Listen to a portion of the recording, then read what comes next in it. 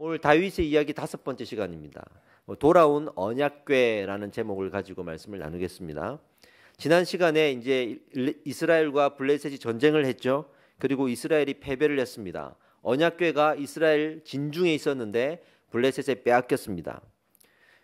이스라엘은 그 언약궤를 이용했고 하나님의 임재는 구하지 않으면서 자신들의 유익을 얻으려고 언약궤를 이 전쟁의 한복판에 가지고 왔었다가 오히려 하나님의 진노를 사서 또 징벌을 사서 패배하고 많은 사람들이 죽게까지 했죠. 그래서 그 어떤 징벌을 받았는지를 우리가 지난 시간 나누어 봤습니다. 오늘은 그러면 블레셋 진영에 그 언약궤를 빼앗아간 블레셋 진영에서는 어떤 일이 있었는가를 오늘 한번 살펴보도록 하겠습니다. 성경은 지금 이렇게 분석하고 있어요. 하나님의 임재는 구하지 않고 언약궤에만 자기 욕심으로 가지고 있으려고 했던 이스라엘을 가짜 신앙이라고 분석했습니다. 그리고 재앙을 내리셨습니다. 또 하나님은 인정하지만 다른 신도 인정하면서 이 다신론에 빠져 있었던 블레셋을 향해서도 이건 불신앙이다라고 분석했습니다. 그리고 이 두 나라에 모두 재앙이 임하는 장면입니다. 신앙은요, 다른 우상을 섬기지 않으며 하나님을 믿어도 똑바로 믿어야 합니다. 할렐루야. 하나님 믿어도 다른 거 믿으면 안 되는 거예요. 이걸 다신론이라고 하잖아요. 하나님 믿고 세상 믿고 둘 다 믿을 수가 없는 거예요. 이제 블레셋 진영에서 일어난 일을 말합니다. 블레셋이 언약궤를 빼앗아갔죠. 빼앗아간 이유는 그 하나님이라는 신을 인정하지만 자신들이 믿는 다곤신이 더 강하고 세다라고 믿기 때문에 그 하나님을 다곤신이 이겼다고 생각하고 그 형상들을 가지고 와서 이제 자기들이 조롱하려고 하는 목적이에요. 더 자기의 다곤신을 빛나 보이게 하고 자랑하게끔 하기 위해서 전쟁에 패한 국가가 섬기는 신의 형상을 가지고 와서 그 신전에 갖다 두는 거죠. 우리 이제 여행 갔다 오면 냉장고에 막 이렇게 붙이잖아요. 나는 어디 갔다 왔다, 어디 갔다 왔다. 마치 이 신전에 이 신이 승리하도록 이끈 그 전쟁에 국가들이 섬겼던 우상들의 형상들을 가져와서 그렇게 놔두는 거예요. 그것이 이제 그 당시의 문화였습니다. 그러니까 하나님의 형상은 없지만 언약궤가 이스라엘에 있으니까 언약궤를 가지고 와서 그 다곤신 신전에다가 넣어놓는 거죠. 그런데 지금까지 임재가 없었던 그 하나님의 언약궤에 놀라운 임재가 일어납니다. 임재가 일어납니다. 그런데 중요한 것은 이 임재는요, 믿는 자에게는 축복입니다. 할렐루야. 그런데 불신자에게는 심판입니다. 잘 생각하셔야 됩니다. 우리 나중에 예수 그리스도께서 다시 오신다고 알고 있죠. 그걸 재림이라고 합니다. 우리 믿는 자에게 축복입니다. 할렐루야. 그때 믿지 않는 자에게는 이게 재판이요 심판입니다. 그러니까 아주 중요한 부분이죠. 이 부분이. 블레셋은 불신앙의 나라였단 말이죠. 블레셋에 하나님이 임재했다는 것은 재앙입니다. 심판입니다. 그래서 많은 사람들이 이제 죽기 시작합니다. 재앙이 일어나서. 성경은요, 애매한 신앙, 미지근한 신앙, 가짜 신앙, 이거를 그냥 불신앙이라고 딱 선언해요. 우리는 이런 거 있잖아요. 내가 애매한 신앙이에요. 미지근한 신앙이에요. 그래도 하나님을 부인하는 건 아니거든요. 그래도 나는 하나님을 믿는다고는 얘기하거든. 주일에 잠깐 와갖고 예배 드리고 가고 그거 외에는 하나님 다 잊고 살아도 그래도 나는 예배 드리거든. 그러면서 마치 하나님 편에 서려고 이렇게 기웃거린단 말이죠. 성경 어디 봐도 그 기웃거리는 신앙을 인정해 주는 구절이 없어요. 단호하게 뜨겁든지 차갑든지 하라 하시면서 하나님께서 결정하라고 말씀하십니다. 그러니까 지금 이 이스라엘도 또 블레셋도 하나님 보시기에는 블레셋도 불신앙이고 이스라엘도 그런 의미에서는 가짜 신앙인 거예요. 둘 다 똑같은 거예요. 이 블레셋에 이제 하나님의 심판이 임합니다. 어떤 심판이 임하냐면 독종 재앙이 임합니다. 따라해 봅시다. 독종. 많이 들어보셨죠? 이게 언제 나오냐면 출애굽 시절에 이스라엘이 애굽을 탈출할 때 하나님이 애굽에 10가지 재앙을 내리잖아요. 그때 독종 재앙이 있었습니다. 독종이 뭐냐 그러면 물집, 부스럼 이런 가려운 증세를 동반한 사람에게 나타나는 악성 피부병이에요. 그 10가지 재앙 중에는 악질과 독종이 있었다 그랬거든요. 악질은 가축이나 짐승에게 나타나는 피부병이고 독종은 사람에게만 나타나는 악성 피부병이에요. 악성 종양 이렇게 표현할 수 있습니다. 그 고통이 어느 정도였냐 그러면 이 독종의 원문은 아바부아라는 단어를 쓰는데 이 뜻이 끌어오르다라는 뜻이에요. 그만큼 고통스럽다라는 거예요. 우리 화상을 입었을 때 생각해 보세요. 정말 끌어오르듯이 피부가 타버리지 않습니까? 그때 고통을 정말 상상할 수가 없잖아요.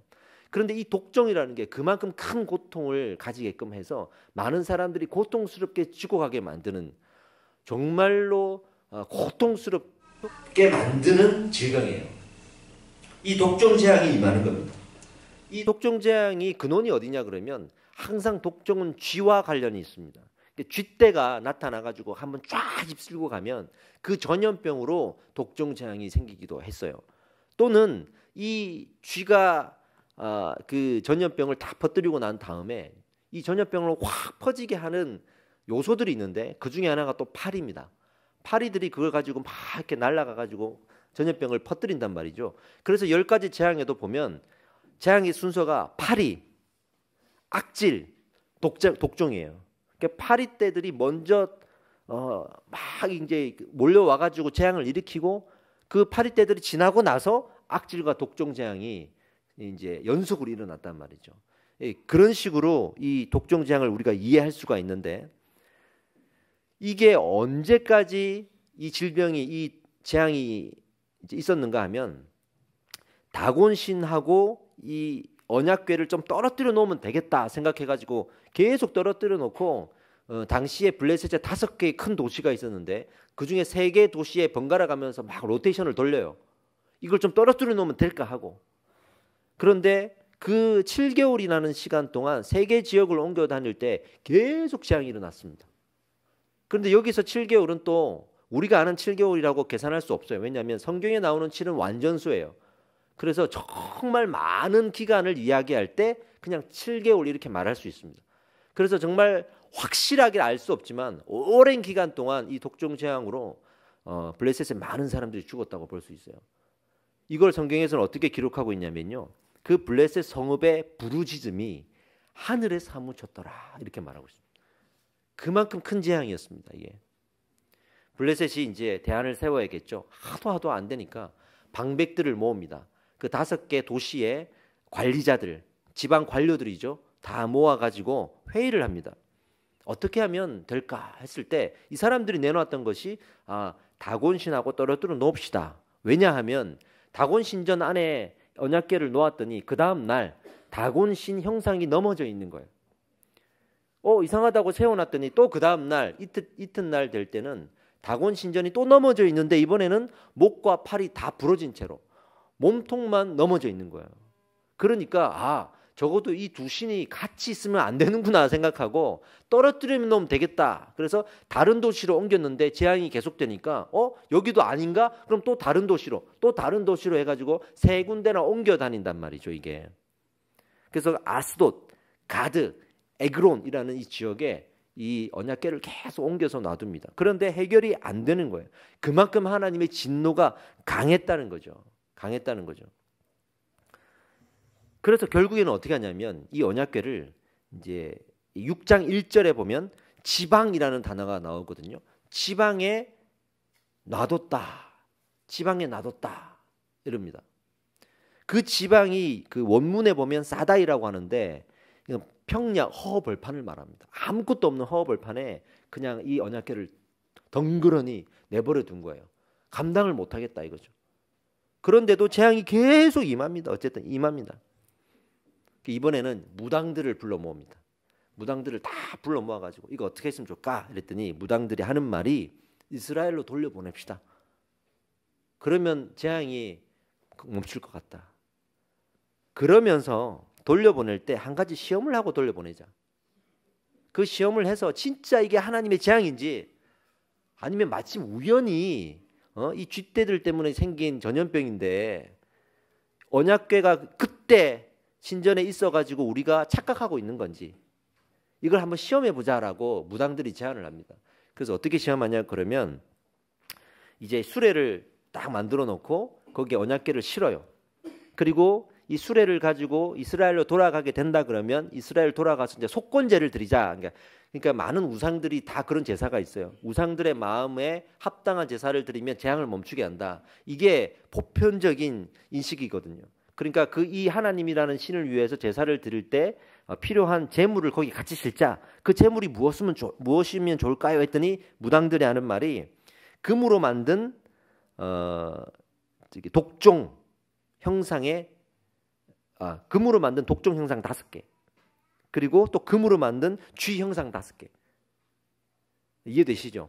이게 독종 재앙이고 쥐로 인한 전염병이니까 이 두 가지 형상을 금으로 본떠서 5개씩. 블레셋 지역의 큰 도시 5개거든요. 그 5개의 의미를 가져와서 이 총 10개의 제물을 거기다 같이 싣고 이스라엘 땅으로 돌려보내자. 그러면 이 하나님이라는 신이 이 제물을 받고 마음을 풀어서 긍휼을 베풀 것이다 라고 생각한 거죠. 그리고 이제 점을 봅니다. 점을 봐서 진짜 하나님의 재앙인가 우연인가를 이제 판단하는. 어떻게 점을 보냐 그러면 멍에를 매지 않는 젖소 2마리를 데리고 옵니다. 어미소, 아비소겠죠 뭐. 이 소 2마리를 데리고 멍에를 매지 않았다 했는데 멍에는 이제 코를 이렇게 꿰뚫는 거잖아요. 왜 그 뚫냐 그러면 말 잘 들으라고. 이게 아프거든요. 그래서 코에 멍에를 탁 뚫어가지고 둥근 모양의 목걸이 같은 거를 이렇게 딱 코에 끼우잖아요. 거기에 줄을 달아가지고 소를 조정을 하는 거죠. 밭을 갈 때도 그 멍에에다가 줄을 달아가지고 탁 당기면 아프니까 말을 듣는 거죠. 그게 이제 소의 멍에인데 그 멍에를 뚫지 않는, 아직 매지 않는 이런 소라면 어떤 소냐면 집 밖에 모른다는 거예요. 그래서 그 새끼 소들이 있잖아요. 새끼 소는 집에 놔두고 이 부모 소만 데리고 와가지고 이 수레를 딱 지게 하는 거예요. 그리고 어디로 가는지 보자는 거예요. 그럼 어디로 가겠어요? 당연히 집으로 가겠죠. 자기 새끼들이 있고 나는 멍에를 메어본 적도 없고 밭을 갈아본 적도 없고 멍에를 메어본 소는 밭을 가려고 나를 이렇게 내어왔나 보다 하고 밭으로 가겠죠. 본능적으로. 근데 멍에를 메어보지 않았으니 집으로 갈 거 아니겠습니까? 당연한 거거든요. 그러니까 당연하게 집으로 갈 거니까 이걸 우연으로 만들자는 거죠. 우연으로 만들어야 이 다곤신 체면이 있을 거 아니겠습니까? 그래가지고 이제 집으로 가면 우연이고 얘가 알아서 저기 유다 땅 일로 쭉 가면 유다가 나오는데 그 유다의 벳세메스라는 땅이 나옵니다. 첫 번째 땅이에요. 그 땅으로 지가 알아서 찾아가면 하나님이 주신 재앙이다. 이런 말도 안 되는 이제 점을 칩니다. 근데 놀라운 일이 벌어져요. 이 소가요 집으로 안 가고 벳세메스로 가는 거예요. 근데 갈 때 성경에서 이런 재미있는 구절이 나와요. 그 수레가 당시에 무슨 아스팔트가 있었겠습니까? 무슨 평평한 길이 있었겠어요? 덜커덩 한단 말이에요.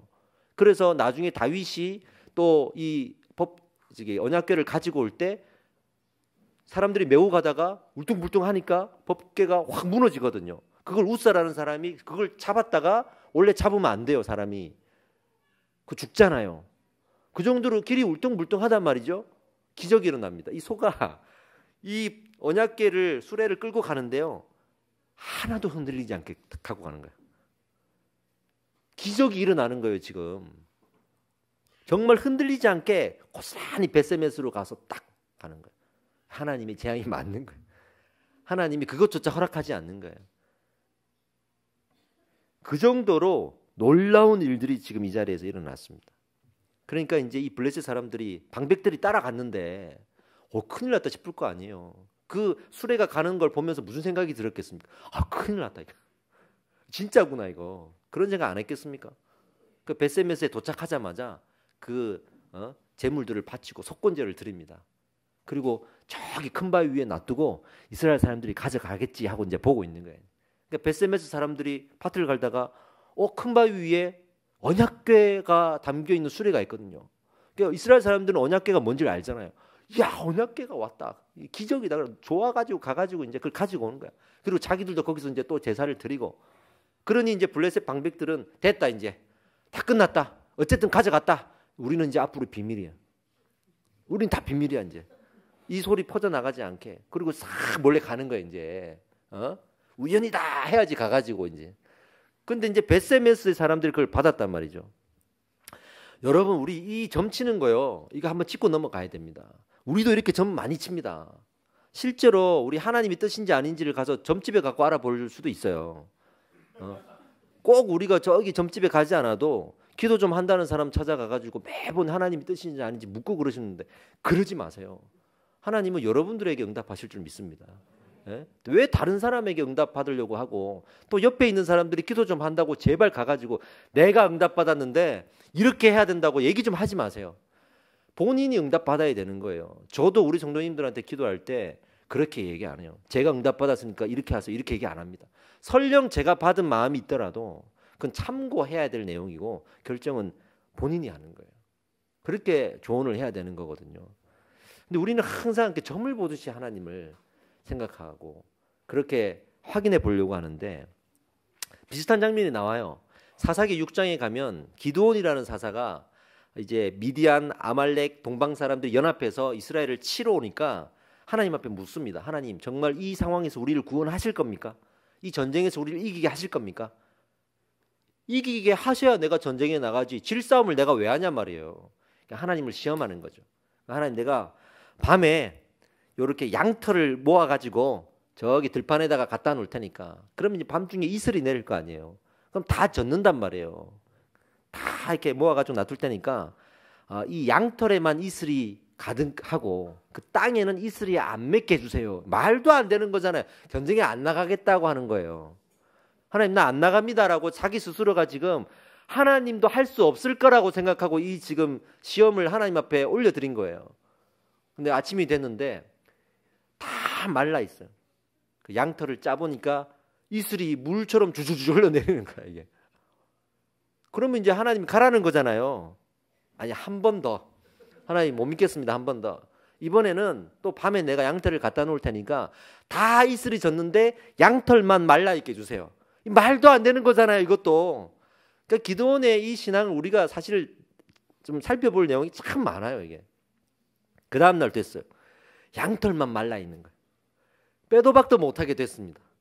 그래서 기드온이 전쟁 나간 거예요. 우리는 뭐 처음부터 믿음 있게 나간 줄 아는데 그게 아닙니다. 정말 뺄 거 다 뺐는데도 안 돼가지고 나간 거예요. 그렇게 따지면. 그렇게 할 때가 있잖아요. 그럼 지금은 우리는 어떻게 하냐 이 말이죠. 지금은 우리는 어떻게 하냐. 하나님, 오늘 제가 내일 이제 주일날 교회 가는데 하나님께서 폭풍과 같은 비를 확 갑자기 내려. 내일 날씨 예보는 쨍쨍인데 갑자기 막 태풍이 몰려와가지고 비가 내리고 비바람이 불고 간판 날아가고, 그러면 내가 하나님 뜻인 줄 알게요. 안 그러면 저는 안 하겠습니다. 안 하겠다는 거잖아요. 근데 지금은 또 그런 일이 별로 또 안 일어나. 그래서 아닌가 보다 하고 자기가 하고 싶은 대로 하는 거죠. 그런 경우 없으세요? 어떤 집사님이 제가 이제 부교육자로 있으면서 연말에 사람을 세워야 되잖아요. 구역장을 하시라 그러니까 하기 싫대요. 자기는 안 하겠대. 그래서 그래도 하시라 그랬더니 나중에 실갱이를 하다가 그러면 내가 기도해보고 응답을 받으면 하겠대. 그 다음날 왔는데 응답을 안 주셨대. 어떻게 기도했는데, 내가 하나님께 오늘 아침에 일어났을 때 하나님께서 나를 정말 열이 펑펑 나갖고 눕도록 아프게 하시면 내가 하나님의 뜻인 줄 알고 하겠습니다 했는데 멀쩡하더래. 그래서 못하겠대. 그래서 내가 반대로 한번 해보세요 그랬어요. 반대로 기도해보세요. 그 다음날 아침에 멀쩡하면 하나님의 뜻인 줄 알고 섬긴다고 해보시고 아프면 하지 마세요. 그 다음날 멀쩡하거든요. 다 우리가 이렇게 점을 보는 거야 이게. 그러니까 구약에 있었던 일들을 일반화시켜가지고 지금 우리가 그렇게 행하고 있지는 않는가 살펴볼 필요가 있는 거죠. 우리와 이 기드온과의 차이점을 한번 봅시다. 기드온이 그렇게 했음에도 불구하고 하나님 응답을 주셨잖아요. 왜 그럴까요? 중요한 차이점이 있습니다. 기드온은요, 지금 하나님과 대화하고 있어요. 응? 지금 하나님 만나고 있다. 기드온 앞에 지금 하나님이 있다고, 여호와의 사자가 나타났다고. 그러니까 어떤 이야기라도 하나님이 들으시는 거예요. 근데 우리는 하나님과 대화하지도 않은데 하나님이 지금 우리와 전혀 지금 상관없는 신이 되어 있고 나는 그냥 나 혼자 살아가고 있는데 난데없이 하나님의 뜻인 줄 내가 묻겠다 그러면서 하나님 앞에 이렇게 해보십시오라고 하면 무슨 응답이 있겠습니까? 하나님과 대화 중이었다라는 게 우리와는 차이점인 거예요. 예수님은 나중에 이렇게 가르칩니다. 부활하고 난 다음에 도마가 뭐라고 말하죠? 그 못자국, 허리에 그 창에 찔린 자국들 내가 만져보고 예수님인 줄 내가 확인하겠습니다. 예수님이 뭐라 그러냐면 만져봐라, 만져보고 믿어라. 그래서 믿음 없는 자가 되지는 말아라 하면서도 그 다음 구절, 하지만 보지 못하고도 믿는 자들이 복되도다, 이렇게 말했습니다. 네? 그러니까 하나님의 뜻을 안다는 것은요, 어떤 그렇게 전보듯이 우리가 하나님을 시험해서 분별할 수 있는 게 아닙니다. 여러분들 하나님의 말씀을 통해서 이 영혼의 양식을 다 채워 놓으면 기도하고 예배하고 신앙생활하던 중에 하나님께서 말씀하시는 그 깨달음을 갖게 됩니다. 할렐루야. 한번 짚어볼 수 있는 내용들이었죠. 자, 이제 소들이 벳세메스로 향합니다. 수레가 흔들리지도 않게 깔끔하게 갑니다. 그리고 그 벳세메스에서는 이스라엘 사람들이 좋다고 나와가지고 그 언약궤를 가지고 갑니다. 또 문제가 생깁니다. 지금 둘 다 똑같다 그랬습니다. 신앙 상태가 똑같은 거예요. 하나는 불신앙이고 하나는 가짜 신앙이에요. 벳세메스 사람들이 언약궤를 가져왔는데 그 언약궤가 어떤 언약궤냐고요. 우리 지난 시간에 나눴잖아요. 정말 죄 있는 우리 인간은 만져서도 안 되고, 언약궤 앞에는 하나님이 임재하시는 상징이었단 말이죠. 그 거룩한 언약궤인데 이 벳세메스 사람들은 신기하고 또 호기심이 있는 거야. 하나님에 대한 거룩함, 그 거룩함에 대한 두려움보다는 이 뭐지? 하나님 뭐 이렇게 하면 하나님이 임할까? 저렇게 하면 하나님이 그 뭐 임하지 않을까? 이런 정말 그 임재 앞에 가벼운 마음, 하나님을 가볍게 생각하는 그 마음을 가지고 이 언약궤를 대하는 거예요. 그래서 어떻게 했냐면 그 언약궤 뚜껑을 열어봐요. 들여다봐요. 그 뭐가 있었죠? 모세의 두 돌판, 아론의 쌍난 지팡이, 만나. 물론 나중에 다윗이 가져왔을 때는 그 만나와 아론의 쌍난 지팡이는 없어졌대요. 민수기에 그렇게 나와 있습니다. 그러면 아직 열왕기상에 그렇게 나와 있습니다. 그러면 이제 누군가가 건드렸다는 거 아니겠습니까? 그러니까 여기에서 건드렸다고 하는 학자들도 있어요. 만져서도 안 되는 건데 그걸 열어봅니다. 이게 어떤 실수냐면 민수기 4장 20절에 우리 한번 화면을 보시죠. 읽어봅시다. 그들은 잠시라도 들어가서 성소를 보지 말라. 그들이 죽으리라. 그러니까 하나님께서 율법적으로 정해주지 않는 그런 사람들이 성소에 들어가거나 또는 이 언약궤 열어본다거나 만지거나, 이거는 율법적으로 죽으리라 하신 것들인데 이스라엘 사람들은 설마 한 거죠. 항상 애매한 신앙을 가진 사람들이 그래요. 설마 신앙을 가지고 있어요. 그래도 나 하나님 믿는데 이거 이렇게 하면 안 되는 줄 알지만 그래도 설마, 이렇게 생각하는 사람들이 다 애매한 신앙, 미지근한 신앙 갖고 있는 사람들이지 진짜 예수 똑바로 믿는 사람들은 그렇게 생각 안 해요. 하나님이 안 된다고 했으면 안 되는 거예요. 할렐루야입니다. 항상 미지근한 사람들이 쟤도 좀 이렇게 지어도 하나님 사랑이신데 하고 죄를 짓고, 이렇게 하면 안 된다고 했지만 설마 하고 꼭 하지 말라는 거 해요. 만지지 말라는 거 만지고. 이런 우리의 신앙들이 여기서 다 드러나는 거예요, 지금 이게. 그래서 사람들이 또 죽습니다. 성경에는요 5만 70명이 죽었다고 되어 있어요. 근데 사실은 그 성경에 보면 5만이라는 말에 괄호가 쳐져 있어요.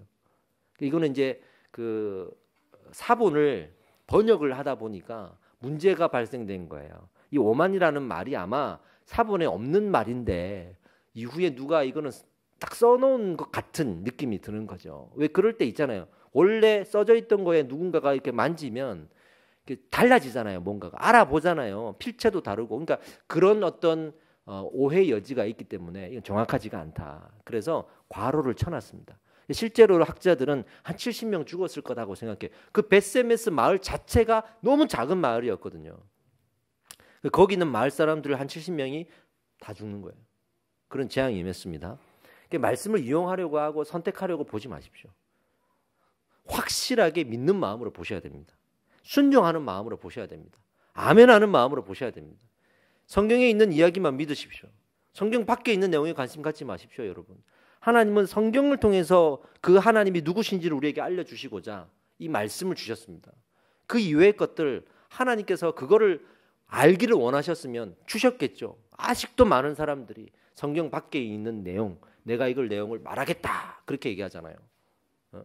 우리 어제 제자반에서도 언급을 했지만 통일교에서는 원리강론이라는 책이 있습니다. 문선명 씨가 쓴 그 원리강론의 또 다른 부제가 뭐냐면 예수 그리스도의 또 다른 가르침이에요. 그러니까 성경 외에 성경이 있는데 이 기독교는 이 성경만 받아들이고 이 원리강론을 받아들이지 않았다 하면서 문선명 씨가 쓴 원리강론을 성경처럼 본단 말이에요. 거기에 보면 첫째 아담이잖아요. 그 아담이 하와하고 결혼하게 하나님이 하셨잖아요. 그렇게 좋은 관계를 이루어가서 이제 가정을 이루라 하셨는데 아담이 성적으로 타락했다. 그래서 실패했다라고 판정을 내립니다. 그러면 둘째 아담이 누구냐면 예수 그리스도죠.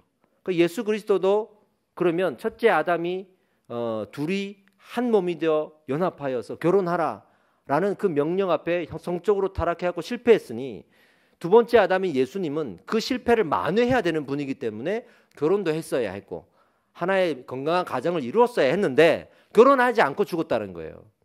그래서 예수님도 실패했다는 겁니다. 그래서 하나님이 안 되겠다 해서 세 번째 아담을 보내셨는데 그 아담이 바로 문선명이다. 이게 원리강론에 나오는 내용이에요. 그러니까 우리가 성경에 대해서 자꾸만 성경 밖에 있는 내용이 있다고 믿으면서 우리가 신앙생활에 호기심을 가지면 안 됩니다. 저는 이 성경 밖에 있는 내용이 있다고 믿고 자꾸 자료를 찾아보고 들다보고 하는 사람들이 이 언약궤를 열어본 사람들과 뭐가 다를 게 있겠냐 이 말이죠. 가톨릭도 뭘 믿죠? 외경을 믿습니다. 성경 이외에도 외경이라고 해서 그것을 믿습니다. 거기에 보면 베드로 날아다닙니다. 그런 것들이 우리에게는 성경을 믿기 때문에 아니라는 생각이 들지만 그러나 그런 것들이 있을 수 있다고 믿는 사람들 입장에서는 어떤 이야기라도 성경에 보면 성경에는 그런 얘기 없냐고요. 홍해가 갈라졌는데 성경에 보면 말이 말을 하는데 성경에도 그런 장면들이 나온단 말이죠. 그러니까 그들의 입장에서는 그거나 이거나 하면서 같이 믿어가는 거예요. 이게 언약궤를 열어본 사람들이에요. 하나님은 이 말씀 가운데에서 내가 이 말씀을 통해서 너희에게 나의 존재가 하나님이 누구이신지 하나님 나라가 무엇인지를 말씀하겠다 하셨습니다. 할렐루야. 네? 그 하나님 앞에 이 성경을 그렇게 겸손한 마음으로 보라는 거예요. 보라는 거예요. 지금 우리에게 주어진 성경만 아는 것도 힘듭니다. 한번 이제 배워보시면 알잖아요. 너무 방대합니다. 굳이 그 이상의 것들을 알려고 할 필요도 없고요. 그 성경책만 우리가 정말 드립다 파도 힘들어요. 평생을 연구해도 풍성할 만큼 은혜가 있습니다. 충분합니다, 여러분. 성경을 보시기 바랍니다. 성경을 교만하게 보지 말아야 될 그 구절이 있습니다. 베드로후서 1장 20절입니다. 한번 같이 읽어봅시다. 먼저 알 것은 성경의 모든 예언은 사사로이 풀 것이 아니니 예언은 언제든지 사람의 뜻으로 낸 것이 아니요 오직 성령의 감동하심을 받은 사람들이 하나님께 받아 말한 것입니다. 아멘. 보세요. 예언은 사사로이 풀 것이 아니요. 예언이라는 말 제가 몇 번 설명을 드렸습니다. 예언은 우리 앞날을 이야기하는 게 예언이 아닙니다. 어디 가가지고 용하다는 사람 찾아가서 제가 시험에 합격할까요? 안 할까요? 우리 남편이 승진할까요? 안 할까요? 이런 거 묻지 마세요. 그런 걸 알려고도 하지 마세요. 예언이라는 말 자체는 미래의 일을 말한다는 건 맞습니다. 근데 그 미래의 일이 무엇이냐면 성경에서 말하는 요한계시록에서 일어나는 말세 현상이에요. 성경에서 말하는 하나님께서 이제 이런 일이 일어날 것이다라고 하는 일들이 이제 우리 세상에 일어날 겁니다. 할렐루야. 그 성경에 있는 이야기를 말하는 것이 예언입니다. 그러니까 우리가 이 예언을 사사로이 풀 것이 아니니 가벼운 마음으로 우리가 이것을 바라보고 이렇게 하면 이루어질까? 이루어지지 않으면 말고 이런 식으로 봐서는 안 된다는 거죠. 반드시 이루어져서 그 율법의 1.1획도 땅에 떨어지지 아니하리라 하신 하나님의 말씀 속에서 그 말씀을 붙들어야 될 줄 믿습니다. 성령의 임재를 가볍게 생각하지도 마십시오. 은혜 좀 받아보자. 받으면 좋고 안 받으면 말고 간절한 사모함 없이 지난 시간 나누었던 사무엘이 그 언약궤 옆에서 매일 잠들면서 구했던 그 간절함 없이 그냥 우리가 한번 받아나 볼까 하는 마음으로 성령의 임재를 구해서도 안 됩니다. 내가 방언 받으면 뭔가 좀 좋을까? 방언이 한번 받아볼까? 그런 식으로 하나님의 은사를 구해서는 안 된다는 거예요. 누가복음 16장 13절을 또 한번 읽어보겠습니다. 시작. 집 하인이 집 두 주인을 섬길 수 없나니 혹 이를 미워하고 저를 사랑하거나 혹 이를 중히 여기고 저를 경히 여길 것임이니라. 너희는 하나님과 재물을 겸하여 섬길 수 없느니라. 아멘. 재물도 섬기고 하나님도 섬기고 할 수 없다고 지금 말하잖아요. 이런 거예요. 다곤신도 섬기고 하나님도 인정했던 블레셋이 생각나지 않습니까? 이거 다신론이에요, 여러분. 우리는 하나님 이 재물도 좋고요, 하나님도 좋습니다. 하지만 하나님 보시기에는 다신론이에요. 재물과 나를 동시에 섬길 수가 없다. 섬길 수 없다 그랬잖아요. 그러니까 재물을 하나님은 우상의 존재로 판단하셨던 거예요. 하나님 저는 이게 더 좋아요. 아니면 둘 다 좋아요. 우리는 늘 그러잖아요. 둘 다 좋아요. 어떤 남편이 바람을 피고 불륜을 일으켰는데 본 부인에게 가서 당신도 좋고 이 사람도 좋다 그러면 그걸 어떻게 받아들일 수가 있겠습니까? 그렇죠? 하나님은 그렇게 판단하시는 거예요.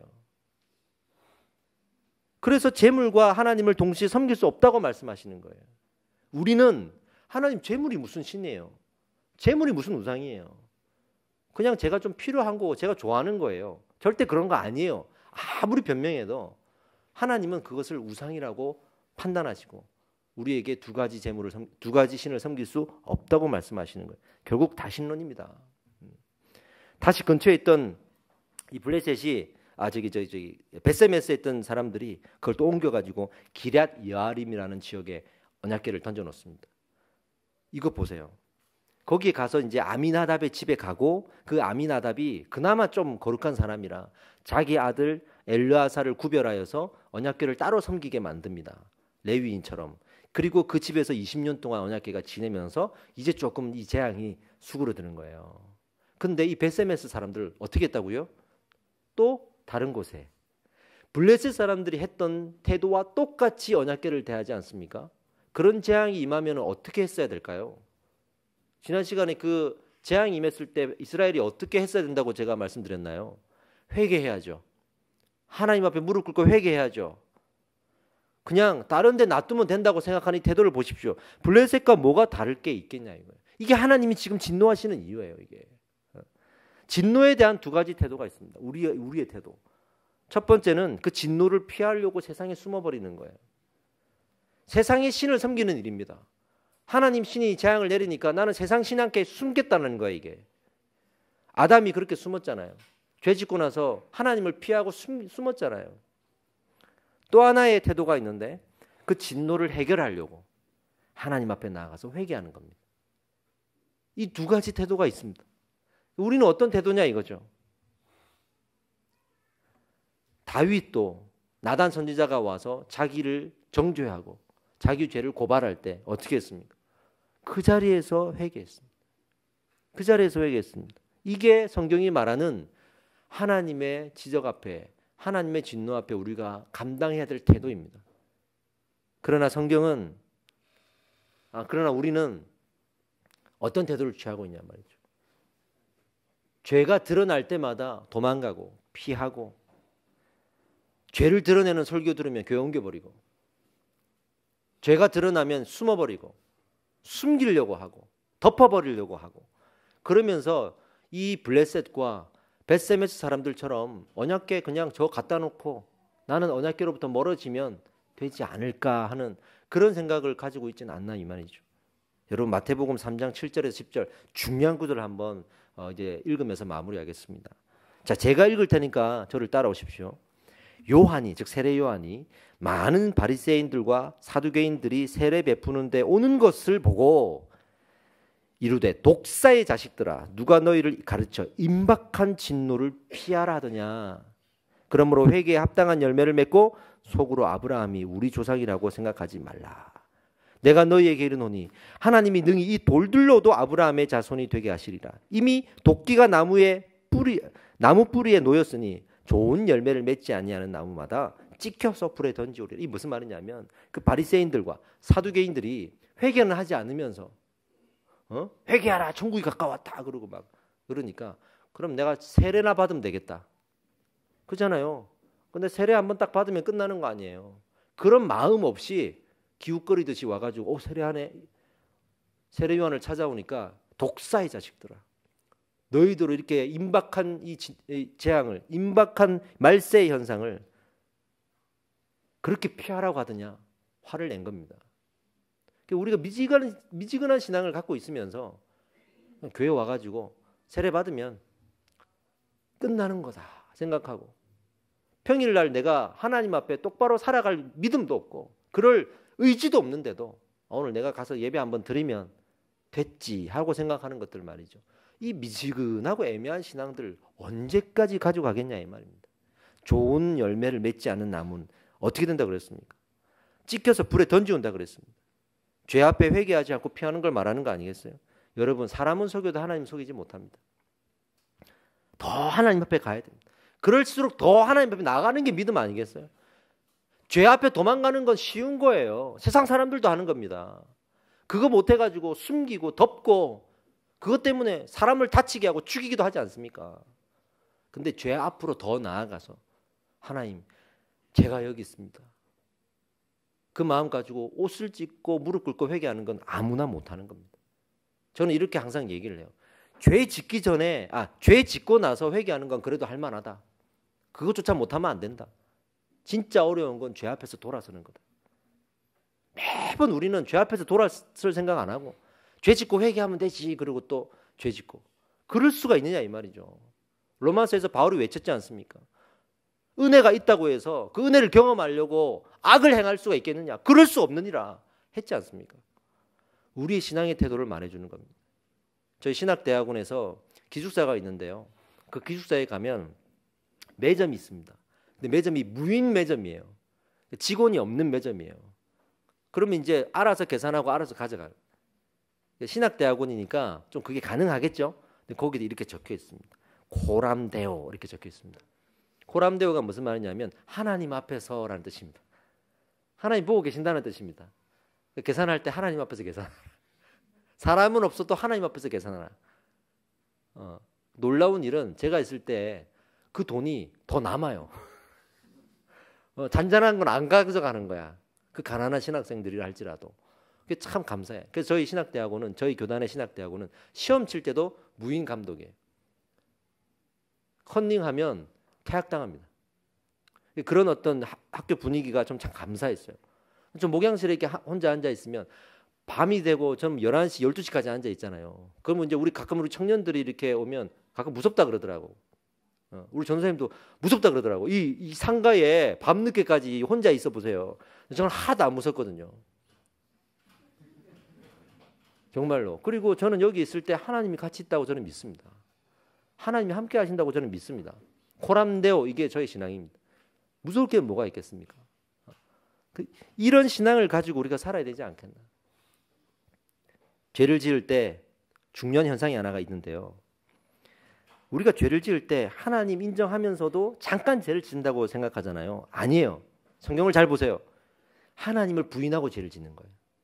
믿는 자들은 죄를 지을 때 하나님을 그 순간 부인하고 죄를 짓는 거예요. 이게 성경의 분석이에요. 그러면 하나님을 진짜 내가 믿는데 부인할 수 있는가?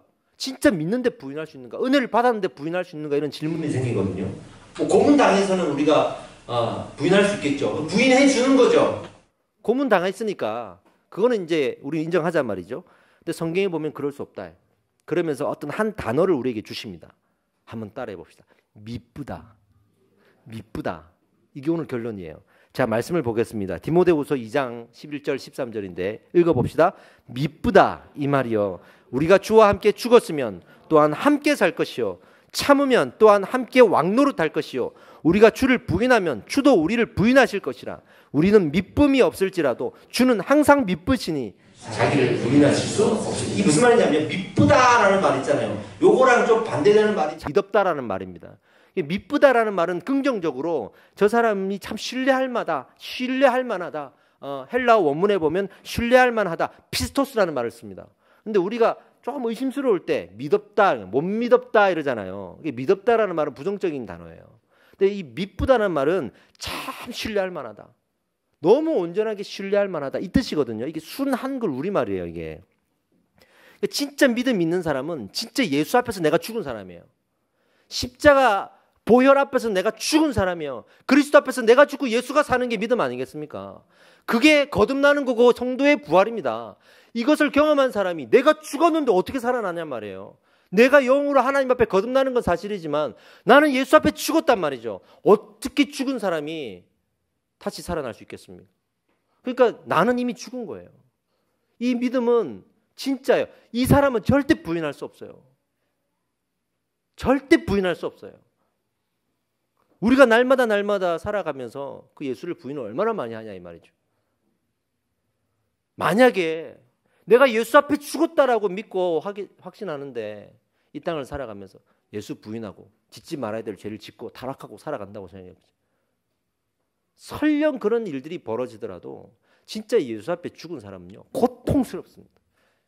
그게 고통스럽습니다. 이렇게 더 이상 나는 살 수가 없을 것 같아. 고통스럽습니다. 근데 아무렇지도 않은 거예요. 예수 앞에 죽지 않아서 그래요. 죽은 척한 거고 예수님을 이용한 거예요. 미지근한 신앙이고 애매한 신앙인 거예요. 이게. 성경은 그렇게 말하고 있지 않습니다. 그런 사람들을 믿음 있다고 말하고 있지 않습니다. 여러분 우리의 신앙을 돌아봅시다. 죽은 척하고 믿는 척하는 게 아니라 진짜 신앙 가져야 되지 않겠습니까? 예수 앞에 죽는 신앙 돼야 되지 않겠습니까? 할렐루야. 우리 함께 말씀을 마무리하겠습니다. 오늘 예배하는 우리들을 한번 봅시다. 정말 죄 이야기하면 싫어하고 자기 듣고 싶은 것만 듣고 읽고 싶은 말씀만 선택해서 보고 여러분 성경책 앞에 펴보세요. 주제별로 나와 있습니다. 위로받고 싶을 때는 어떤 구절, 기쁠 때 어떤 구절, 주제별로 나와 있습니다. 그거 보면서 맨날 위로받는 말씀만 찾아가지고 읽지 않습니까? 여러분들 어떤 말씀 외우고 있습니까? 라고 물어보면 대부분 위로의 말씀만 외우고 있어요. 그렇게 성경 보지 마시라고. 종말, 훈련, 공동체, 하나님의 나라 그러면 어렵잖아요. 알아가야 될 영역이잖아요. 귀찮고 싫고 언제까지 그렇게 살아갈 거냐 이 말이죠. 언약궤를 다시 찾아온 사람들, 그 언약궤를 다시 찾으러 여기 나온 사람들 아니겠습니까? 벳세메스 사람들처럼 그거 들여다보러 왔습니까? 아니에요. 여러분들은 은혜를 받으러 왔습니다. 예수 앞에 내가 죽으러 왔습니다. 그 마음 잃지 마시기 바랍니다. 잃지 마시기 바랍니다. 할렐루야. 네. 우리는 진짜 신앙인이 되었으면 좋겠습니다. 여러분들이 이 자리에 적어도 이름 없는 교회 와가지고 대충 신앙생활 하지 마시고 여기는 그럴 곳이 아닙니다. 제가 가만 안 놔둘 겁니다. 제가 달달 볶을 겁니다. 그렇게 미지근한 신앙 가지고 있으면 안 됩니다. 제가 달달달 볶아드릴게요. 설령 도망갈지라도 그게 제 사명이에요. 내가 직무유기하지 않겠다고. 저 끝에 가가지고 목사님 저는 예배만 드리고 저를 터치하지 마세요. 제가 그분 나갈지라도 내가 달달 볶을 거야. 내가. 여기 있는 한 여러분 제대로 신앙생활 하셔야 되지 않겠습니까? 예수 똑바로 믿어야 되지 않겠습니까? 여러분은 언제까지나 그렇게 매번 아쉬운 소리 하며 살아갈 겁니다. 우리 돈 좀 없어 봐요. 매번 힘들 때마다 누구 좀 돈 좀 빌려주세요. 나 좀 도와주세요 라고 그렇게 살아갈 거 우리 원합니까? 좀 넉넉하게 있어가지고 남들 좀 도와주고 살아가고 싶지 않으세요? 우리 신앙도 말이죠. 매번 그냥 지쳐가지고 와가지고 나 도와달라고, 나 관심 가져달라고, 나 기도해달라고, 나 힘들다고 언제까지 그러고 살아갈 거냐 이 말이죠. 좀 넉넉한 신앙 가져가지고 힘든 사람 있으면 좀 도와주고 기도해주고 내가 이해해줄게. 이해해달라고 하는 사람이 아니라 내가 이해해줄게. 내가 좀 마음 고생하고 내가 좀 참아줄게. 내가 넓은 마음으로 좀 품어줄게. 좀 그렇게 살아야 되지 않겠습니까? 인생을. 어떻게 우리는 매번 교회 와가지고 평생토록 힘들다 그러고 평생토록 나 바라봐 달라 그러고 그렇게 우리가 아쉬운 신앙으로 그렇게 미안한 신앙으로 그렇게 부끄러운 신앙으로 살아가야 되냐 이 말. 언제까지 그렇게 살아가야 되냐 이 말이죠. 여러분 저는요 감사하게도 부끄럽지만 그래도 저는 넉넉하게 살아가고 있다고는 생각합니다. 제가 더 많은 사람들을 이해해주고 있다고 생각해요 사실은. 근데 여러분 그게 얼마나 기쁜 일인지 아십니까? 정말 기뻐요. 그런 사람들은 교회 오고 싶어요. 정말 행복해요. 이걸 좀 알았으면 좋겠는 거예요. 왜 이렇게 사람들이 불행하게 왜 저렇게 힘들게 교회를 다니고 신앙생활 해야 될까? 저렇게 신앙생활이 반복되면 평생 저렇게 살아야 되는데, 그렇다고 예수 부인할 용기는 또 없어. 지옥에 가면 가지요 할 마음은 또 아니야. 평생 그렇게 살아가는 거야. 그게 너는 너무 불쌍해요. 너무 저는 마음이 안타까워요. 왜 우리가 그렇게 살아가야 되냐? 행복한 길이 있는데, 조금 넉넉하게 살아가면 그 넉넉함으로 많은 것들을 누릴 수가 있는데, 여러분 부모가 되어 보신 분들 자녀를 키워보니까 어떠세요? 세상 다 가진 것 같지 않으세요? 내가 누군가에게 이렇게 사랑을 베풀어 줄 수 있을 거라고 결혼하기 전에 생각해 보셨어요? 내가 자녀를 위해서 이렇게 희생할 수 있을 거라고 생각해 보셨어요? 다들 두려웠죠. 나는 저렇게 못할 텐데, 나는 엄마처럼 아빠처럼 저렇게 못할 텐데. 근데 부모가 되어 보니 하죠? 하지 말라 그래도 하죠. 영적으로 내가 다른 사람을 한번 탁 품어보세요. 그렇게 해본 적이 있습니까? 정말 자녀 키워보신 분들은 알아요. 비교할 수 없는 행복과 기쁨이 있습니다. 그 영혼이 회복되는 모습을 볼 때, 야, 정말 세상을 다 가진 것 같아. 아이가 걸음마를 시작할 때, 뒤집을 때, 이유식 시작할 때, 학교 입학할 때, 부모는 정말 잊지 못하는 순간순간들이거든요.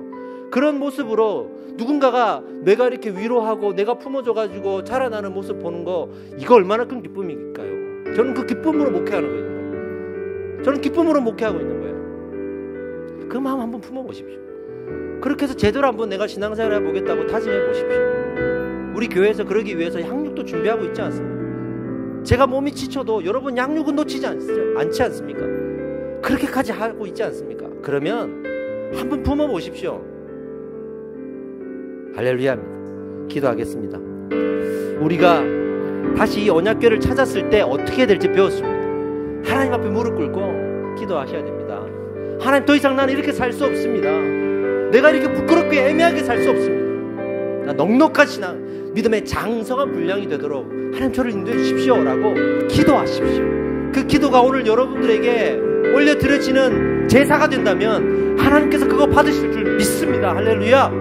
우리 함께 기도할 때 이 놀라우신 하나님의 섭리, 그 은혜가 임할 줄 믿습니다. 고백하시고 기도하십시오. 주여 한번 외치고 기도합시다.